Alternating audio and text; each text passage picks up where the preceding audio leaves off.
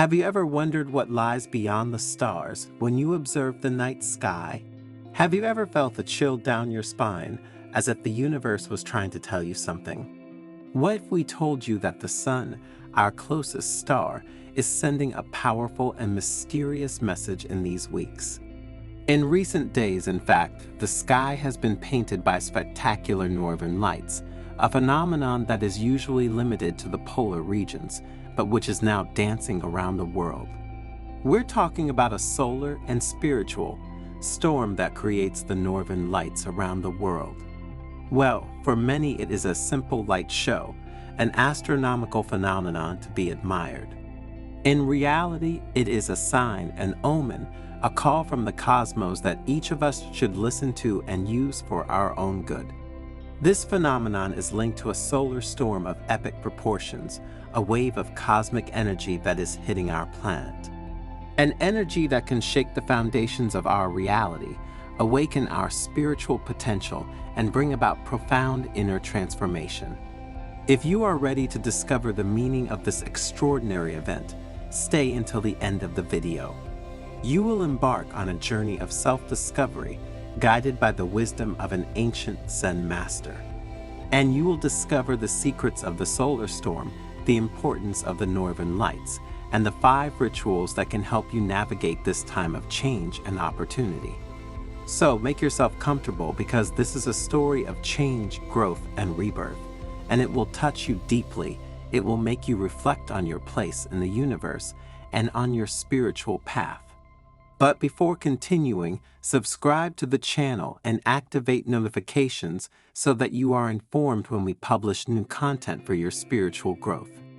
The Shoganji Zen Temple, perched on a hill overlooking Sagami Bay, was immersed in a surreal atmosphere. The twilight light was tinged with unusual shades, reflected by the calm waters of the bay. A wind full of cosmic electricity whistled among the centuries-old pines, bringing with it a hint of mystery and change. The branches of the trees swayed as if dancing to the rhythm of an ancient melody, while the sun, a fiery sphere on the horizon, seemed to pulsate with an unusual energy. Inside the temple, a dozen monks, wrapped in their saffron robes, were gathered in the main hall, their faces turned towards an elderly man sitting on a raised cushion. It was their teacher, the venerable Eiko Roshi, a man of charismatic presence and profound wisdom, who had dedicated his life to the study and practice of the Dharma. His eyes, dark and deep like wells of ancient wisdom, shone with an inner light that emanated calm and serenity. My dear disciples, Eiko Roshi began in a calm but emotionally charged voice. We are living in an extraordinary moment. The night sky in recent days has been illuminated by an unprecedented celestial spectacle, the northern lights. A phenomenon usually relegated to the polar regions is dancing across our skies, and none of us can think that there are no profound spiritual implications. A murmur of amazement spread among the monks. The northern lights were considered a rare and magical event, a sign of the benevolence of the gods. Many of them had never had the opportunity to witness this spectacle of light and color, and the news of its arrival aroused in them a mixture of excitement and reverence. But that is not all, continued the elderly master, raising a hand for attention. What makes this event even more significant is the cause. A solar storm of epic proportions is bearing down on our planet. A wave of cosmic energy, a breath of life from the heart of the sun, is flooding the earth. The monks listened attentively, their eyes wide in wonder. Some of them had already noticed subtle changes in the atmosphere, a feeling of electricity in the air, a pulsating energy that seemed to permeate everything. The elderly monk explained to them that the solar storm was a natural phenomenon, but that it also had a deeper meaning, a message from the cosmos. In ancient legends, he said, the solar storm is often associated with the figure of the dragon, a symbol of power, transformation, and wisdom. The dragon, like the solar storm, represents primordial energy, the life force that animates the universe.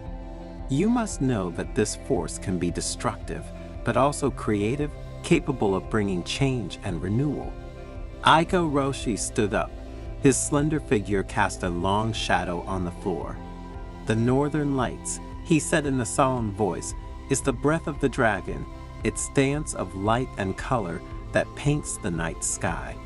It is an invitation to look beyond our limits, to expand our consciousness, to awaken our spiritual potential." The monks listened raptly, their minds fascinated by the master's words. They knew that Eiko Roshi was about to reveal to them a precious teaching, a guide to face this moment of change and opportunity. This solar storm, their mentor continued, is an opportunity to purify our energies, to free ourselves from old patterns of thought and behavior, to embrace a new awareness. It is a favorable moment for personal and spiritual growth, for internal rebirth. The master stopped for a moment, scrutinizing the faces of his disciples. But this transformation, he said in a firm voice, will not happen on its own. It requires commitment, dedication, perseverance. It requires a willingness to let go of the past, to embrace the unknown, to trust the flow of life. The monks nodded, aware of the challenge that awaited them, but also of the opportunity that presented itself to them. They knew that their teacher would guide them on this path of growth, offering them the tools and teachings necessary to face the solar storm and benefit from it. "To help you on this path," said Eiko Roshi, "I will teach you 5 rituals, 5 practices to follow during these days of solar storm. These rituals will help you tune into cosmic energy, purify your energies, awaken your spiritual potential. The ritual of inner silence is the first one I want to talk to you about," said Eiko Roshi, explaining that this ritual consisted of dedicating time every day to silent meditation. With this ritual, you can step away from the distractions of the outside world and turn all your attention inward, he continued. "In silence," he said, "we can hear the voice of our heart, the wisdom of our soul. We can find inner peace, emotional balance, mental clarity." The master emphasized the importance of creating a sacred space for meditation, a quiet place free of distractions, where you can sit in a comfortable position and observe your breathing, letting go of your thoughts and worries. Meditation, he said, is like a balm for the soul, a way to regenerate and find inner harmony. The second ritual he spoke about is that of gratitude. Eiko Roshi taught her disciples to practice gratitude for everything, big or small, that life offered them. Gratitude, he said, opens the heart to joy, to love, to compassion. It allows us to appreciate the beauty of the world around us, to recognize the preciousness of every moment. The teacher suggested keeping a gratitude diary, where every day you could write down the things you were grateful for. Writing, he said, helps you focus your attention on the positive things in life and cultivate an attitude of appreciation and thanksgiving. The third ritual to focus on during this solar storm is the ritual of forgiveness. Eiko Roshi explained that forgiveness is an act of liberation, both for those who receive it and for those who offer it. Forgiving, he said, does not mean forgetting or justifying the wrong suffered, but it means freeing oneself from the weight of resentment, anger, the desire for revenge. Forgiving means opening yourself up to the possibility of healing, reconciliation, peace. The Master invited his disciples to reflect on the people they had hurt or who had hurt them, and to try to find within themselves the compassion and understanding necessary to forgive. Forgiveness, he said, is an act of courage, an act of love towards oneself and towards others. The fourth ritual, the ritual of the offering. Eiko Roshi invited his disciples to make symbolic offerings to nature, to the spirits of the ancestors, to the divinities.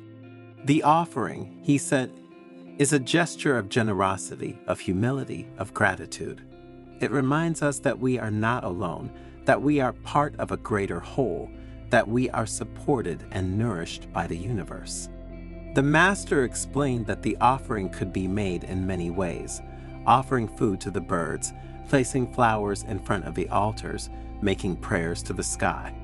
The important thing, he said, is to make the offering with a sincere heart, with the knowledge that we are giving something of ourselves, that we are sharing our abundance with the world. As the disciples listened anxiously, Master introduced the ritual of connection. Eiko Roshi taught his disciples to practice connection with nature, with other living beings, with cosmic energy. Connection, he said, reminds us that we are all interconnected, that our every action has an impact on the world around us. It invites us to live in harmony with nature, to respect other living beings, to take care of our planet. The master, looking at the trees around the monastery, suggested spending time in nature, observing the animals, listening to the sublime noise of the wind among the leaves. Nature, he said, is our teacher. It teaches us patience, adaptation, resilience. It shows us the beauty of life in all its forms. The monks listened carefully, aware that these rituals were precious tools for facing the solar storm and for growing spiritually. In the days that followed, they dedicated themselves with commitment to practicing what they had learned, experiencing a profound inner transformation. Every morning before dawn, they gathered in the main hall for the ritual of inner silence. Sitting in a lotus position, with their eyes closed and their hands resting on their knees, they concentrated on their breathing, letting their thoughts and emotions flow without getting attached to them. In those moments of silence, they experienced a deep inner peace, a feeling of connection with the universe that filled them with joy and gratitude. After meditation, the monks went to the temple garden for the ritual of gratitude. There, surrounded by the beauty of nature, they gave thanks for the gift of life, for the food that nourished them, for the water that quenched their thirst, for the air they breathed. They gave thanks for the sun that warmed the earth, for the rain that nourished it, for the wind that carried the seeds and dispersed the pollen. They were grateful for the solar storm, which had pushed them to look within themselves and seek greater awareness. In the afternoon, they gathered again in the main hall for the forgiveness ritual. Sitting in a circle, they looked into each other's eyes and asked each other's forgiveness for any offenses, real or imaginary, that they may have committed. In those moments of sincerity and openness, they freed themselves from the weight of resentment and anger, opening themselves to the possibility of healing and reconciliation. At sunset, they went to the temple sanctuary for the offering ritual. There, in front of the altar, they offered incense, flowers, fruit, and other symbolic gifts to the deities and the spirits of the ancestors. They prayed for world peace, for the healing of the sick, for the protection of living beings. In those moments of devotion and humility, they felt part of a greater whole, supported and nourished by the universe. And in the evening, before going to bed, the monks practiced the ritual of connection. Some of them went to the garden to contemplate the starry sky, admiring the hypnotic dance of the northern lights. Others sat in meditation, trying to tune into the cosmic energy that permeated the universe. Still others devoted themselves to reading the sacred text that contained the teachings of the Buddha. During these days of solar storm, the monks experienced a profound inner transformation. Their spiritual practice intensified, their awareness expanded, their connection to the universe strengthened. Some of them overcame fears and emotional blocks that had tormented them for years. Others discovered talents and abilities they didn't know they possessed. Still others found a new sense of purpose and meaning in their lives. Eiko Roshi observed her disciples with pride and satisfaction. He knew that the solar storm and the rituals he had taught them had had a profound impact on their lives. "My dear disciples," he said one day, assembling them in the main hall, "the solar storm is gradually waning, but its effects will continue to be felt for some time. The cosmic energy that has flooded our planet has awakened in us a new potential, a new awareness. Now it is up to us to cultivate this awareness. nourish it with daily practice, and use it for the good of ourselves and all living beings.